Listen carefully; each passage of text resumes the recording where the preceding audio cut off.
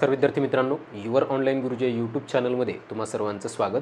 मित्रांनो, या आधीच्या व्हिडिओमध्ये आपण टेन्सचे जे 12 उपप्रकार आहेत त्यांचा अभ्यास सविस्तरपणे केलेला आहे. या व्हिडिओमध्ये आपण संपूर्ण टेन्स म्हणजे टेन्सचे जे 12 उपप्रकार आहेत त्यांचा अभ्यास तुलनात्मकदृष्ट्या एकाच व्हिडिओमध्ये करण्याचा प्रयत्न करणार आहोत. जर आणखी तुम्ही माझ्या चॅनलला सबस्क्राइब केलेलं नसेल तर खाली दिलेल्या सबस्क्राइब बटनाला क्लिक करा व त्यासमोरील बेल आयकॉनला दाबायला विसरू नका. चला तर मग टेन्सचे हे जे 12 उपप्रकार आहेत त्यांचा तुलनात्मकदृष्ट्या अभ्यास करूयात. मग आता टेन्स म्हणजे काय हे तर समजलेलंच आहे. वाक्यातील कोणतंही वाक्य असेल त्या वाक्यातील जे क्रियापद असते त्या क्रियापदाचा काळ टेन्स सांगतं. मग आता वाक्यामध्ये क्रियापद हे एकटेच असते का तर नाही. वाक्यामध्ये क्रियापदासारखे अनेक शब्द असतात. मग आता त्यांना काय म्हणतात हे आपण समजून घेऊयात. तर पहा, कोणत्याही वाक्यामध्ये जो महत्त्वाचा घटक असतो तो असतो वर्ब. मग आता वर्ब म्हणजे काय हे तर आपल्याला समजलेलं आहे. वर्ब म्हणजे काय तर वाक्यातील असा शब्द जो त्या वाक्यातील क्रिया सांगतो. म्हणजे वाक्यातील क्रियावाचक शब्द म्हणजे वर्ब असतो. The word which shows action is called verb. मग वाक्यामध्ये वर्ब हा एकटाच असतो का तर नाही. वर्बसोबत वाक्यामध्ये अनेक शब्द आलेले असतात. मग त्यांना काय म्हणतात तर पहा, वाक्यामध्ये जर आपण विचार केला तर या ठिकाणी मी एक वाक्य लिहितोय.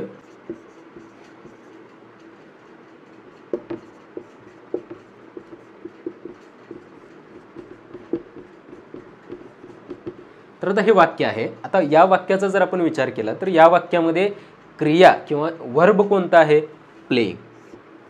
म्हणजे हा वाक्यातला एक मेन शब्द म्हणूयात आपण. ठीक आहे, वर्ब.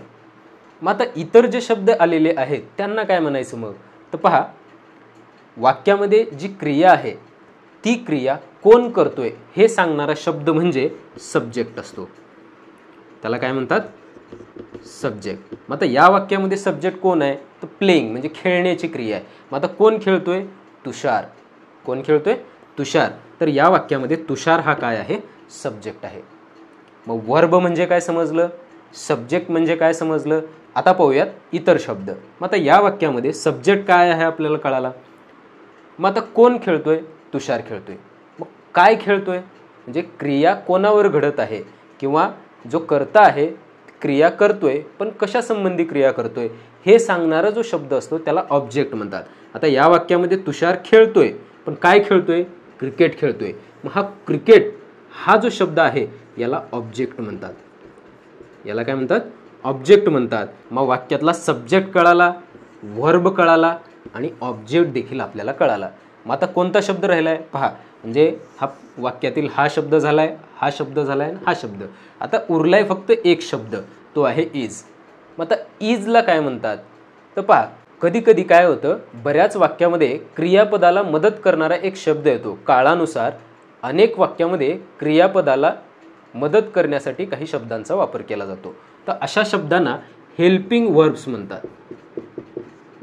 हेल्पिंग वर्ब म्हणूया. म्हणजे वर्बला जे हेल्प करतात ते हेल्पिंग वर्ब आणि हे नेहमी त्या वर्बच्या अगोदर वापरले जातात. म्हणजे आता कोणतंही जर आपण कोणत्याही काळाचं जर वाक्य घेतलं तर त्या काळामध्ये या 4 टर्म्सचा समावेश होतो. म्हणजे हे 4च घटक असतात. त्यापैकी पहिला आपल्याला ओळखता आला पाहिजे वर्ब. वर्ब कशाला म्हणायचं हे जर आपल्याला समजलं तर त्या वर्बच्या आधारे आपण इतर गोष्टींचा शोध त्या वाक्यातून घेऊ शकतो. मग आता या वाक्याचा जर विचार केला तर वर्ब आपण शोधलं. प्ले हा वर्ब होता, त्याला एन जी प्रत्यय लागलेलं होतं, ते नंतर पाहूयात आपण. पण प्ले हा या ठिकाणी वर्ब होता. वर्बहून आपण सब्जेक्ट शोधलं. म्हणजे क्रिया कोण करतोय हे सांगणारा शब्द म्हणजे सब्जेक्ट, ज्याला मराठीमध्ये कर्ता म्हणतात.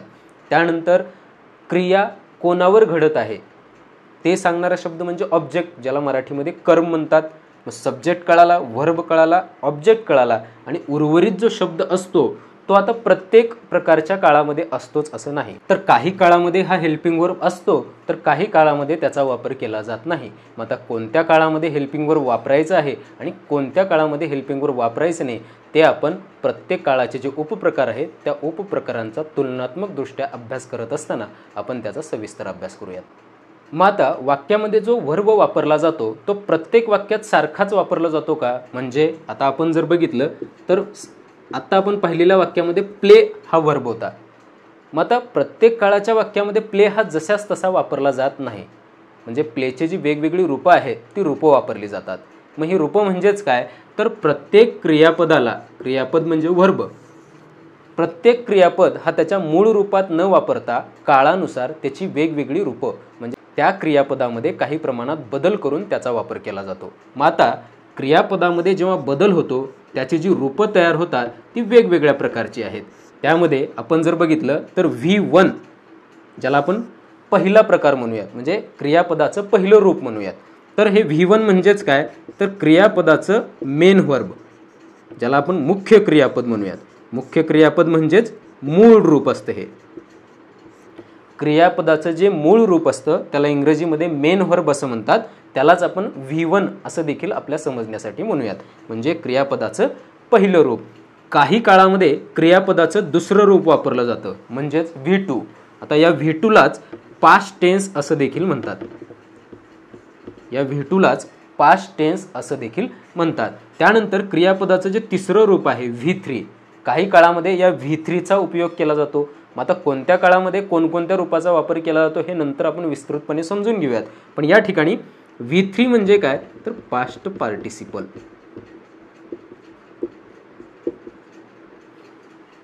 हे क्रियापदाचं तिसरं रूप. आता बऱ्याच वेळेस ही क्रियापदाची 3च रूपं शिकवली जातात किंवा सांगितली जातात, पण आपण वाक्याचा उपयोग किंवा वाक्याची रचना करत असताना समजण्यासाठी सोपं जावं किंवा ते लक्षात राहावं म्हणून आपण क्रियापदाचे आणखीन 2 रूपं समजून घेऊयात.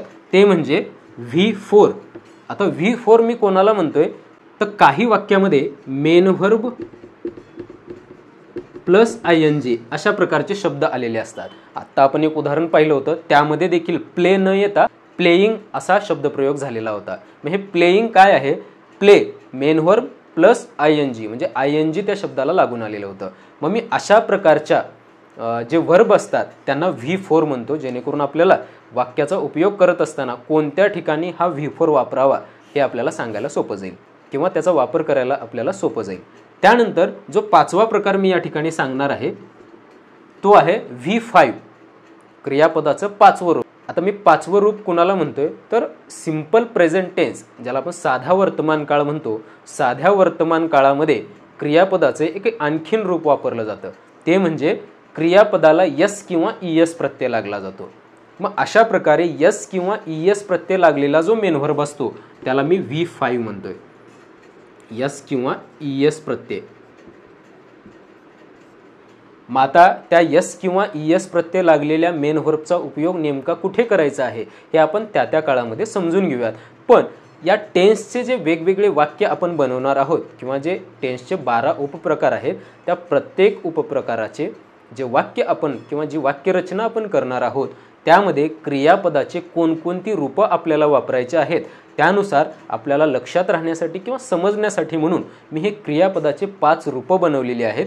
त्यामध्ये V1 म्हणजे मेन व्हर्ब जे क्रियापदाचं मूळ रूप आहे, त्यानंतर V2 past tense, V3 past participle असं त्याला म्हणतात, आणि V4 मी कुणाला म्हणले, मेन व्हर्ब प्लस ING, आणि V5 मुख्य क्रियापदाला यस किंवा ES प्रत्यय लागलेला जो असतो त्या शब्दाला किंवा त्या व्हर्बला मी V5 असं म्हणले. मग तुम्हाला या प्रत्येक काळाचे वाक्य बनवत असताना अशा प्रकारे क्रियापदाचे हे रूपं त्या ठिकाणी वापरायचे आहेत आणि ते वाक्य बनवायचं आहे.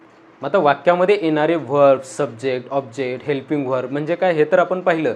त्याचसोबत क्रियापदाची जी वेगवेगळी रूपं वाक्यामध्ये येतात त्यांचा देखील अभ्यास आपण आता केला. आता आपण प्रत्यक्ष टेन्सचे जे प्रकार आहेत ते प्रकार समजून घेऊयात. टेन्स म्हणजे वाक्यातील क्रियापदाचा काळ. मग आता काळ काय सांगतो, तर वाक्यातील क्रिया नेमकी कधी घडली हे काळ सांगतो. मग आता टेन्सचे मुख्य 3 प्रकार आहेत. त्यापैकी पहिला प्रकार जर बघितला, प्रेझेंट टेन्स, पास्ट टेन्स आणि फ्युचर टेन्स, तर हे टेन्सचे 3 मुख्य प्रकार आहेत. आता या प्रत्येक टेन्सचे 4 उपप्रकार आहेत. म्हणजे प्रेझेंट टेन्सचा जर आपण बघितला तर simple present tense, present continuous tense, present perfect tense, present perfect continuous tense असे हे प्रेझेंट टेन्सचे 4 उपप्रकार. पास्ट टेन्सचे simple past tense, past continuous tense, past perfect tense, past perfect continuous tense असे हे पास्ट टेन्सचे 4 उपप्रकार. त्यानंतर फ्युचर टेन्स. आता फ्युचर टेन्सचे simple future tense, future continuous tense, future perfect tense आणि फ्युचर परफेक्ट कंटिन्युअस टेन्स. तर अशा प्रकारे फ्युचर टेन्सचे हे 4 उपप्रकार.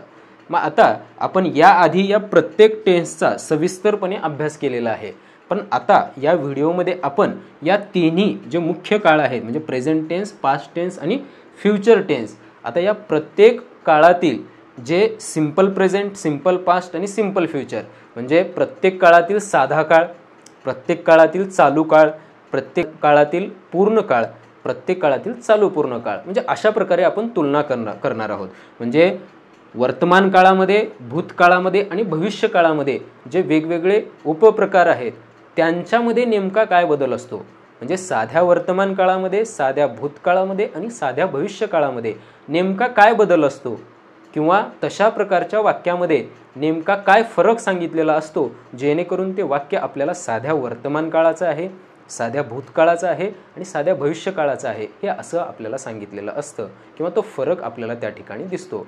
मग अशाच प्रकारचा तुलनात्मक अभ्यास आता आपण करणार आहोत. मग सर्वप्रथम आपण simple present tense, simple past tense आणि सिंपल फ्युचर टेन्स या 3 काळाचा अभ्यास आपण या ठिकाणी करूया. मग आता पहा, simple present tense, simple past tense आणि सिंपल फ्युचर टेन्स म्हणजे टेन्सचे जे 3 मुख्य प्रकार आहेत त्यांचे हे पहिले उपप्रकार. आता या 3 पहिल्या उपप्रकारांचा तुलनात्मक दृष्ट्या आपण अभ्यास करूया. मग आता सर्वप्रथम पहिला जो पॉईंट आहे, ज्या पॉईंटच्या आधारे आपण तुलना करणार आहोत ते आहे रूल. म्हणजे या प्रत्येक काळाच्या वाक्याची जी रचना होते ती रचना कशी होते. तर पहा, सिंपल प्रेझेंट टेन्सचं जे वाक्य असतं त्या वाक्याची रचना किंवा त्या वाक्याच्या रचनेचा जो नियम आहे तो आहे subject plus main verb plus object. Subject म्हणजे कर्ता, म्हणजे वाक्याच्या सुरुवातीला कर्ता येतो, त्यानंतर क्रियापदाचं पहिलं रूप ज्याला आपण मेन व्हर्ब म्हणतो ते मेन व्हर्ब वापरायचं आहे आणि त्यानंतर आपल्याला ऑब्जेक्ट वापरायचं आहे. Subject plus main verb plus object. आता सिंपल पास्ट टेन्सचा जर नियम आपण बघितला तर subject plus past tense plus object आहे. म्हणजे सिंपल प्रेझेंट आणि सिंपल पास्ट टेन्स या दोन्हीच्या नियमामध्ये जर बदल काय असेल तर तो व्हर्बच्या फॉर्मचा आहे. म्हणजे क्रियापदाचं पहिलं रूप हे सिंपल प्रेझेंट टेन्समध्ये वापरलेलं आहे तर क्रियापदाचं दुसरं रूप हे सिंपल पास्ट टेन्समध्ये वापरलेलं आहे. मग या 2 गोष्टी जर सोडल्या तर उर्वरित नियम हा सारखाच आहे. मग आता कोणत्या काळासाठी क्रियापदाचं कोणतं रूप वापरायचं आहे हे आपल्याला फक्त लक्षात ठेवायचं आहे. मग आता तिसरा जर आपण प्रकार बघितला तर सिंपल फ्युचर टेन्सचा जे रूल आहे त्यामध्ये subject plus helping verb plus main verb plus object. म्हणजे सिंपल फ्युचर आणि सिंपल प्रेझेंट या दोन्हीचा जर विचार केला तर फक्त हेल्पिंग व्हर्ब या ठिकाणी बदललेला आहे, बाकी सर्व नियम सारखाच आहे. आणि या तिन्हीचा जर विचार केला तर फक्त हेल्पिंग व्हर्ब आपल्याला सिंपल फ्युचरमध्येच पाहायला मिळतं. म्हणजे साधा वर्तमान काळ आणि साधा भूतकाळ या दोन्हीमध्ये हेल्पिंग व्हर्बचा उपयोग केला जात नाही, तर फक्त सिंपल फ्युचर टेन्समध्ये हेल्पिंग व्हर्बचा वापर केला जातो. जर संपूर्ण 12 काळ आपण पाहिले तर फक्त 2 काळ असे आहेत ज्यामध्ये हेल्पिंग व्हर्ब वापरलं जात नाही. उर्वरित सर्व 10 काळामध्ये हेल्पिंग व्हर्बचा वापर केला जातो. आणि ते जे 2 काळ आहेत ज्यामध्ये हेल्पिंग व्हर्बचा वापर केला जात नाही त्यामध्ये एक आहे सिंपल प्रेझेंट आणि दुसरा आहे सिंपल पास्ट टेन्स. मग अशा प्रकारे हे झालं नियमच्या बाबतीत, म्हणजे वाक्यरचनेचा जो नियम आहे त्या नियमाच्या बाबतीत या तिन्ही काळामध्ये नेमका काय फरक आहे आणि कशा प्रकारे आपल्याला या तिन्हीमध्ये वेगळेपण किंवा डिफरन्स. म्हणजे बघा, परीक्षेमध्ये आपल्याला बऱ्याच वेळेस असा प्रश्न विचारला जातो की एखादं वाक्य दिलं जातं आणि त्या वाक्याचा काळ विचारला जातो, म्हणजे आयडेंटिफाय द टेन्स अशा प्रकारचा प्रश्न आपल्याला त्या ठिकाणी विचारला जातो. मग अशा वेळी त्या वाक्याची रचना नेमकी कशी आहे हे जर आपण लक्षात ठेवलं तर आपल्याला त्या वाक्याचा काळ ओळखता येऊ शकतो. मग आता हे तर झालं नियमाच्या बाबतीत या तिन्हीमध्ये काय बदल आहे ते. त्यानंतर आपण जर बघितलं हेल्पिंग व्हर्ब. आता सिंपल प्रेझेंट टेन्समध्ये हेल्पिंग व्हर्ब वापरत नाही, सिंपल पास्टमध्ये देखील हेल्पिंग व्हर्ब नाही आणि फक्त सिंपल फ्युचर टेन्समध्ये शाल किंवा विल हे 2 हेल्पिंग व्हर्ब वापरतात. आता शाल कधी वापरतात आणि विल कधी वापरतात. आता शाल हे फक्त आय आणि वी सब्जेक्ट असेल आणि तेही फॉर्मल इंग्लिशमध्ये, म्हणजे एखादी रिक्वेस्ट करायची असेल, कमांड द्यायची असेल किंवा सजेशन्स असतील, ऑफर असतील, अशा प्रकारे जेव्हा आपण फॉर्मल इंग्लिश बोलत असतो त्याच वेळेस या शालचा उपयोग केला जातो. अदरवाईज कुठल्याही ठिकाणी आपल्याला विल वापरायचं आहे, म्हणजे सब्जेक्ट कोणतेही असो त्या ठिकाणी आपल्याला विल हे हेल्पिंग व्हर्ब वापरायचं आहे. त्यानंतर जर आपण बघितला तर वाक्यातला जो मुख्य घटक असतो तो म्हणजे क्रियापद. क्रियापदाचं कोणतं रूप कोणत्या काळामध्ये वापरतात हे देखील आपल्याला समजणं गरजेचं आहे. मग आता सिंपल प्रेझेंट टेन्समध्ये क्रियापदाचं पहिलं रूप वापरतात V1, पण कधी कधी क्रियापदाचं पाचवं रूप देखील वापरतात. आता पाचवं रूप आपण कशाला म्हणलं होतं की मुख्य क्रियापदाला यस किंवा ईएस प्रत्यय लागलं की क्रियापदाचं पाचवं रूप तयार होतं. मग या ठिकाणी जर आपण बघितलं तर कर्ता जेव्हा ही, शी, इट किंवा एखादं एकवचनी नाव असतं, म्हणजे वाक्याचा कर्ता जर ही, शी, इट किंवा एखादं एकवचनी नाव येतं त्यावेळेस मात्र आपल्याला मुख्य क्रियापदाला यस किंवा ईएस प्रत्यय लावायचा आहे. म्हणजे ते मेन व्हर्बच असतं, फक्त त्यापुढे आपल्याला यस किंवा ईएस प्रत्यय लावायचा असतो. बऱ्याच वेळेस जेव्हा वाक्यातील चुका शोधण्यासाठी आपल्याला सांगितलं जातं किंवा वाक्य करेक्ट करून लिहा म्हणतं त्यावेळेस अशा प्रकारचा बदल त्या ठिकाणी केला जातो. उदाहरणार्थ ही प्ले क्रिकेट असं दिलं जातं. मग आता ही प्ले क्रिकेट यामध्ये प्ले हे मेन वर्ब वापरलेलं आहे, पण त्या ठिकाणी सब्जेक्ट ही असल्यामुळे क्रियापदाला यस किंवा ईएस प्रत्यय लावलेला आहे. तर अशा प्रकारे आपल्याला सिंपल प्रेझेंट टेन्सच्या बाबतीत V1 आणि V5, मग V1 कधी वापरायचं आणि V5 कधी वापरायचं हे लक्षात ठेवायचं आहे. त्यानंतर सिंपल पास्ट टेन्सचं जर आपण बघितलं तर त्या वाक्यामध्ये क्रियापदाचं दुसरं रूप म्हणजे V2 ज्याला आपण पास्ट टेन्स म्हणतो ते पास्ट टेन्स वापरलं जातं आणि सिंपल फ्युचर टेन्समध्ये क्रियापदाचं पहिलंच रूप वापरलं जातं ज्याला आपण मेन वर्ब म्हणतो. तर हे वर्ब फॉर्मच्या बाबतीत कोणत्या काळामध्ये कोणतं वर्ब फॉर्म वापरतात हे आपल्याला लक्षात ठेवायचं आहे. त्यानंतर मराठी वाक्याचा शेवट. मग आता या प्रत्येक काळाचं जे मराठी वाक्य असतं ते मराठी वाक्य नेमकं कशा प्रकारे असतं किंवा त्या वाक्याचा शेवट कसा असतो, तर या सिंपल प्रेझेंट टेन्सच्या मराठी वाक्याचा शेवटी तो, ते, तात अशा प्रकारे आलेला असतो. म्हणजे ही प्लेज क्रिकेट हे जर आपण उदाहरण घेतलं तर तो क्रिकेट खेळतो अशा प्रकारे त्याचा शेवट तो, किंवा करता जर एखादी मुलगी असेल तर ती क्रिकेट खेळते अशा प्रकारे, म्हणजे तो, ते, तात असा त्या क्रियापदाचा शेवट असतो. त्यानंतर सिंपल पास्टचा जर आपण विचार केला तर लो, ले, ला, म्हणजे ही प्लेड क्रिकेट, ते क्रिकेट खेळले, तो क्रिकेट खेळला अशा प्रकारे. आणि सिंपल फ्युचरचा जर विचार केला तर ल, न, तील, म्हणजे ते क्रिकेट खेळतील, ती क्रिकेट खेळेल, मी क्रिकेट खेळेन अशा प्रकारे त्या वाक्याचा शेवट झालेला असतो. आणि शेवटी आपण प्रत्येक काळाचं एक एक उदाहरण या ठिकाणी दिलेलं आहे. सिंपल प्रेझेंट टेन्सचं ही प्लेज क्रिकेट पहा, म्हणजे फक्त बदल काय तर क्रियापदाच्या रूपामध्ये आहे, बाकी सर्व सब्जेक्ट तोच राहणार आहे.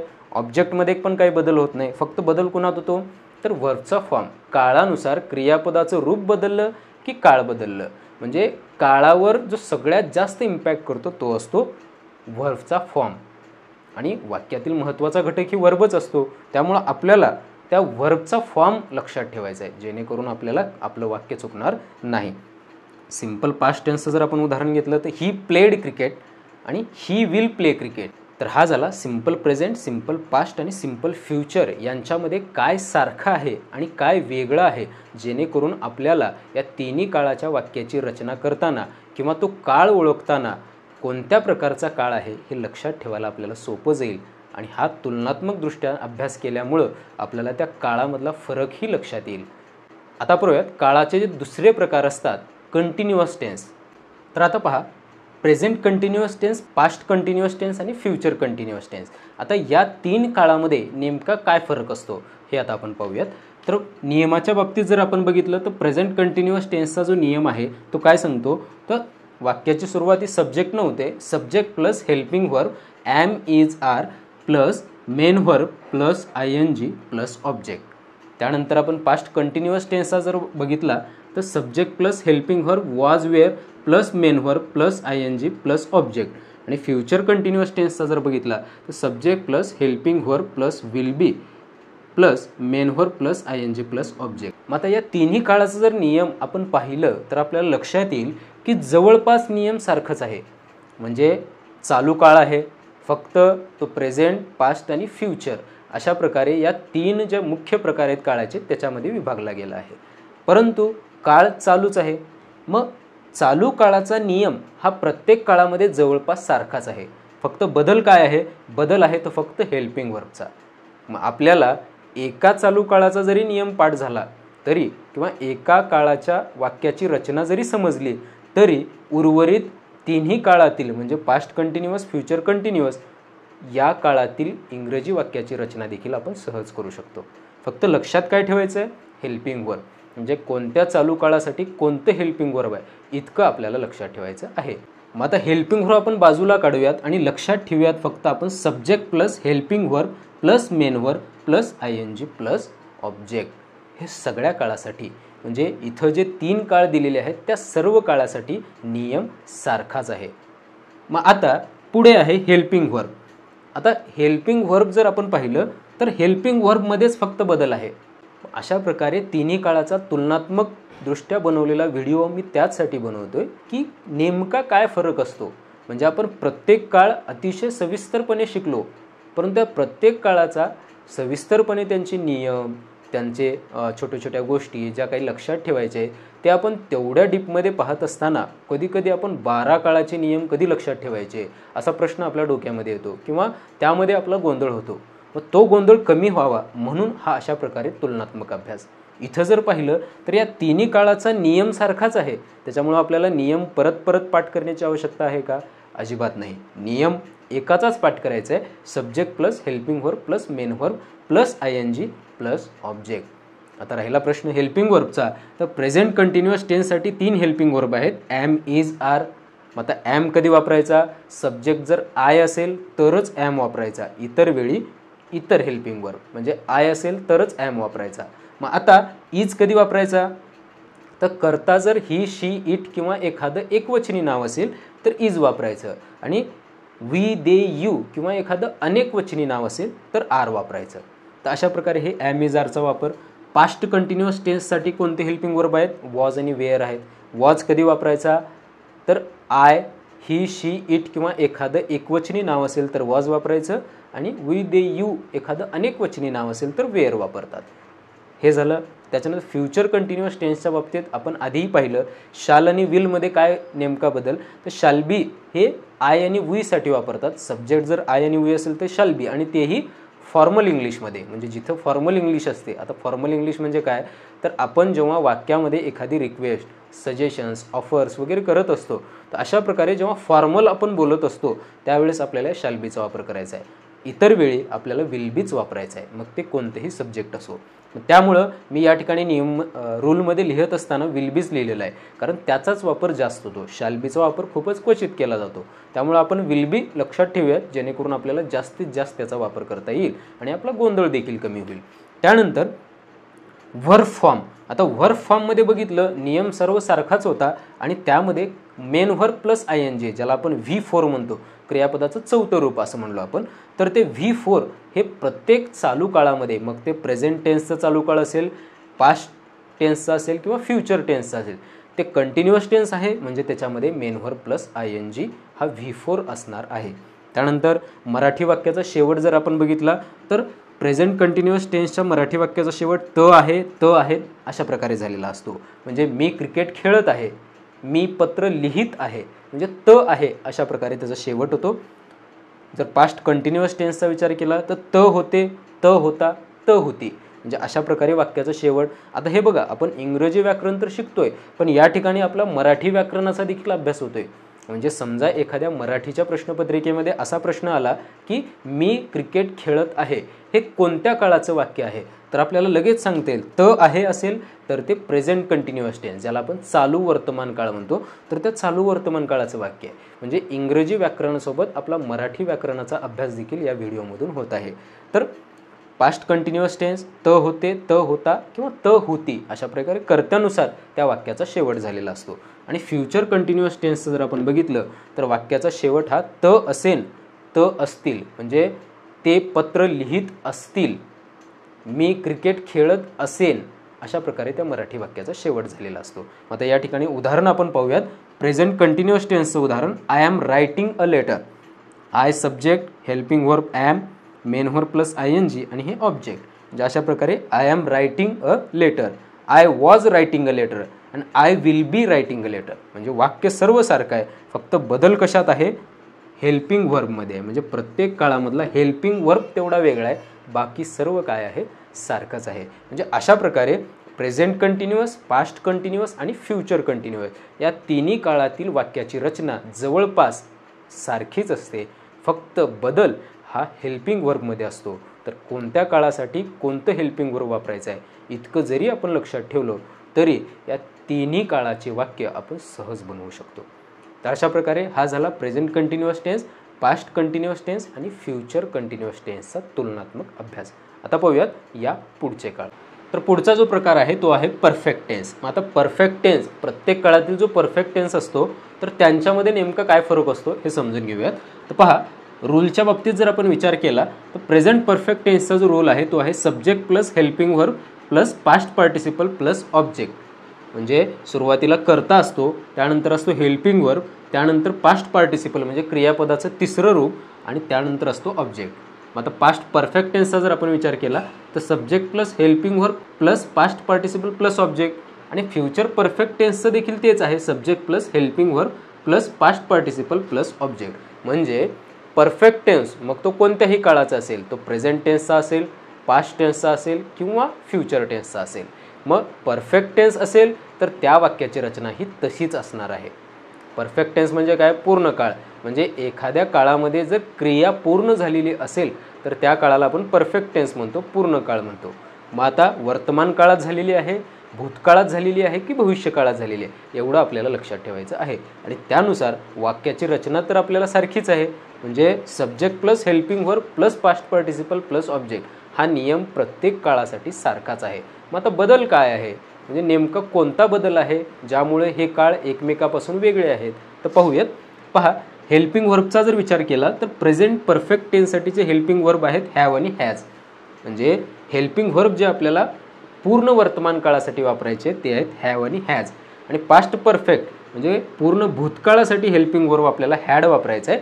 आणि फ्युचर परफेक्टसाठी शॅल हॅव किंवा विल हॅव. मग आता या बाबतीत शॅल कधी वापरायचं आणि विल कधी वापरायचं? मग शक्यतो विल हॅवच आपण वापरतो आणि फॉर्मल इंग्लिशमध्ये शॅल हॅव. मग आपण ह्या शॅल हॅवचा गोंधळ वाढवून घेण्यापेक्षा फक्त विल हॅव लक्षात ठेवा. म्हणजे हेल्पिंग वर्बच्या बाबतीत जर विचार केला तर प्रेझेंट परफेक्टसाठी हॅव हॅज, पास्ट परफेक्टसाठी हॅड आणि फ्युचर परफेक्टसाठी विल हॅव. म्हणजे या तिन्ही काळाचे जेव्हा वाक्य आपल्यासमोर येतील तेव्हा वाक्याची रचना अगदी सारखीच राहणार आहे, फक्त बदल राहणार आहे तो हेल्पिंग वर्बमध्ये. म्हणजे ज्या त्या काळासाठी हेल्पिंग वर्ब हे वेगळं आहे, मग त्या हेल्पिंग वर्बनुसार आपल्याला तो काळ ओळखायचा आहे. जर वाक्यामध्ये हॅव हॅज दिसलं तर ते प्रेझेंट परफेक्ट टेन्सचं वाक्य असतं, हॅड दिसलं तर ते पास्ट परफेक्ट टेन्सचं असतं आणि विल हॅव दिसलं तर ते फ्युचर परफेक्ट टेन्सचं असतं. त्यानंतर जर आपण बघितलं वर्ब फॉर्म तर कोणताही पूर्ण काळ असेल, मग तो पूर्ण वर्तमान काळ असेल, पूर्ण भूतकाळ असेल किंवा पूर्ण भविष्यकाळ असेल, कोणत्याही पूर्ण काळामध्ये क्रियापदाचे तिसरे रूप ज्याला आपण पास्ट पार्टिसिपल म्हणतो तेच वापरायचं आहे. त्यानंतर मराठी वाक्याचा शेवट. मग आता हे जे पूर्ण काळ आहेत त्यांच्या मराठी वाक्यांचा शेवट कसा झालेला असतो तर पूर्ण वर्तमान काळाच्या मराठी वाक्याचा शेवट लो आहे, ली आहे किंवा ले आहेत. म्हणजे मी माझा होमवर्क किंवा गृहपाठ पूर्ण केलो आहे, म्हणजे क्रिया पूर्ण झाली आहे. शेवटीला काय येतं? लो आहे, ली आहे किंवा ले आहे. कर्त्यानुसार शेवट थोडाफार बदल होतो. पास्ट परफेक्टचा जर विचार केला तर वाक्याचा शेवट लो होतो, ले होते किंवा ली होती. म्हणजे मी माझा गृहपाठ पूर्ण केलो होतो किंवा ती तिचा गृहपाठ पूर्ण केली होती, अशा प्रकारे. आणि फ्युचर परफेक्टचा जर विचार केला तर भविष्यामध्ये ती क्रिया पूर्ण झालेली असेल, म्हणजे ले असेल, ले असतील किंवा ली असेल, केली असेल, केले असतील, अशा प्रकारे त्या फ्युचर परफेक्ट टेन्सच्या मराठी वाक्याचा शेवट झालेला असतो. त्यानंतर उदाहरण पाहूयात. She has finished homework, she has finished homework, she had finished homework आणि she will have finished homework.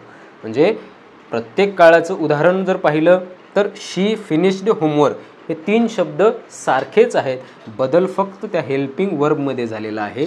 आणि हेल्पिंग वर्ब बदलला की त्या वाक्याचा काळ बदलला.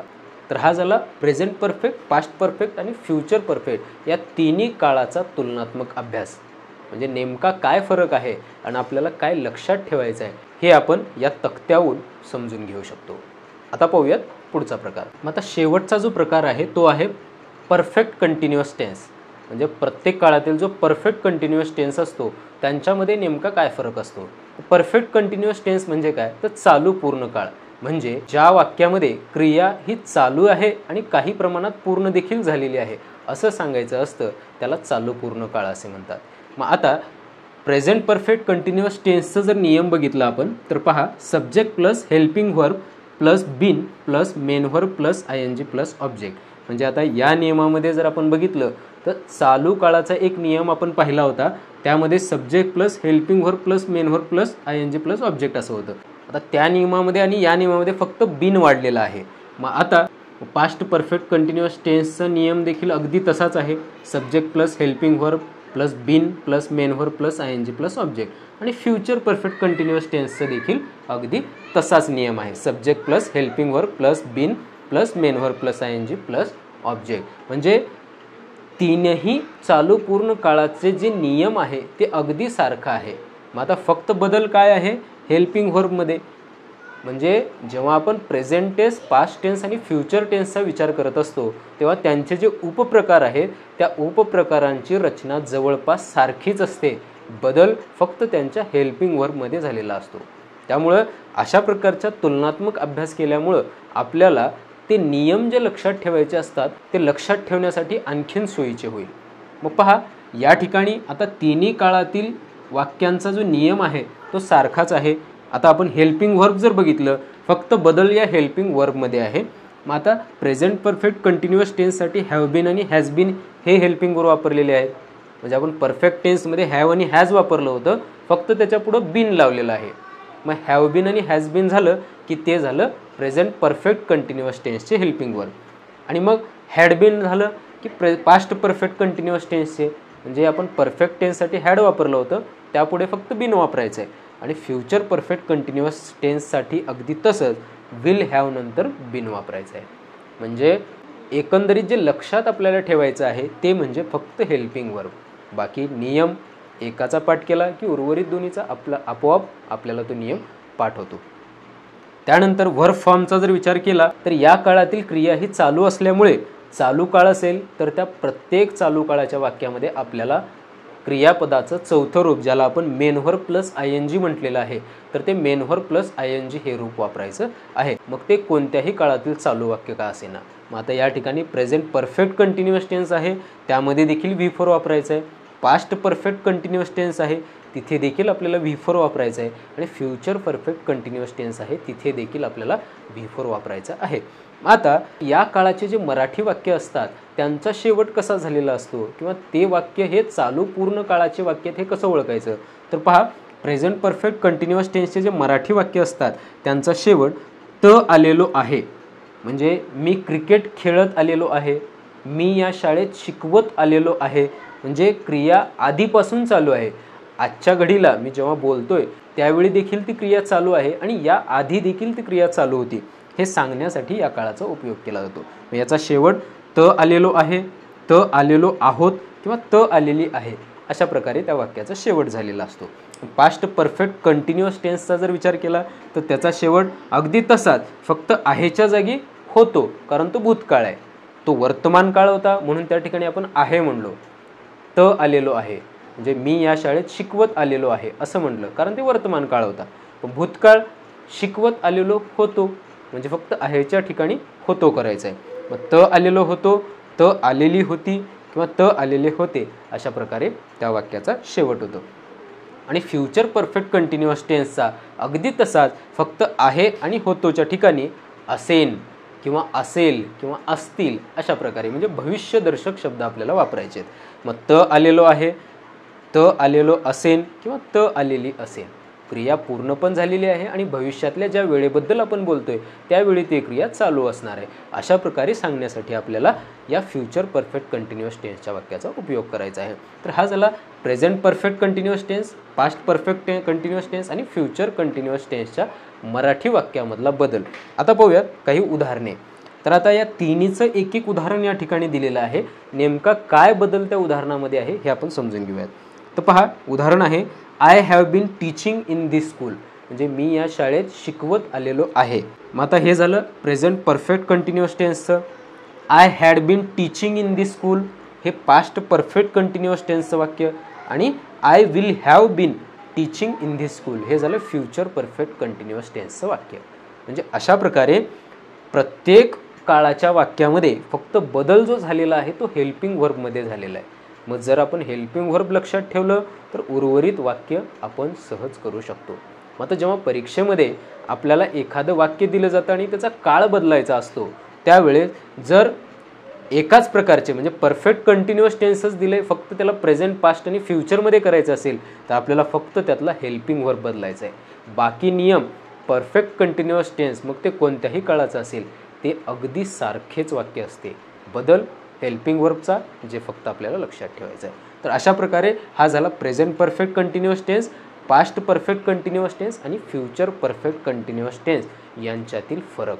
तर अशा प्रकारे या व्हिडिओमध्ये आपण टेन्सचे जे 12 उपप्रकार आहेत त्यांचा तुलनात्मकदृष्ट्या अभ्यास केलेला आहे, जेणेकरून आपल्याला त्या प्रत्येक वाक्याचे नियम, प्रत्येक वाक्याचा उपयोग, प्रत्येक वाक्याची ओळख समजण्यासाठी सुलभ होईल अशा प्रकारचा अभ्यास आपण या व्हिडिओमध्ये केलेला आहे. तर तुम्हाला हा व्हिडिओ कसा वाटला? व्हिडिओ आवडल्यास व्हिडिओला लाईक करा, चॅनलला सबस्क्राईब करा, मित्रांना शेअर देखील करा. थँक्यू.